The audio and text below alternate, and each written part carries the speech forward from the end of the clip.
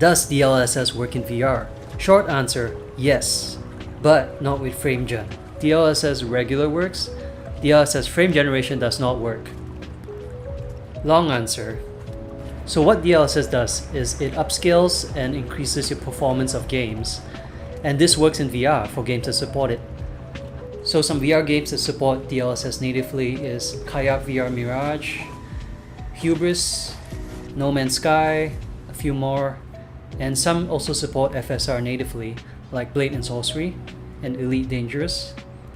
So there are a bunch of games that support it natively, and some also support DLAA, like No Man's Sky.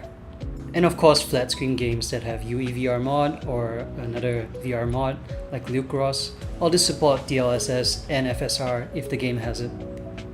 However, there's another DLSS called frame generation.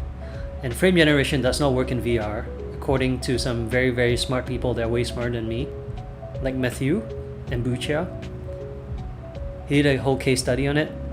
So frame generation, what it does is it adds new frames between existing frames, and it uses AI to do this. And this doesn't really work in VR, and it also increases input lag. So how do you use DLSS in VR? Well, you can only use it in games that support it. Most of these games, they already have it in the settings. You just scroll down to anti-aliasing. If you can find DLSS there, that means it's supported. And if you're using a flat screen game, there's a high chance it also has a DLSS or FSR on it. So just go to settings and look for it. Just make sure you don't use frame generation. So now there's a new DLSS 4, which works in VR, but frame generation does not work.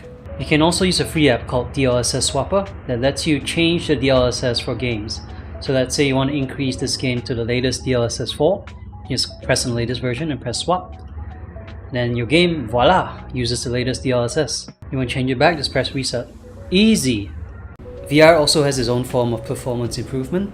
We call it space warp or motion smoothing. So Oculus has their own one called ASW, Virtual Desktop has their one called SSW, and Steam has their one called motion smoothing. They all do similar things to increase the performance by generating frames.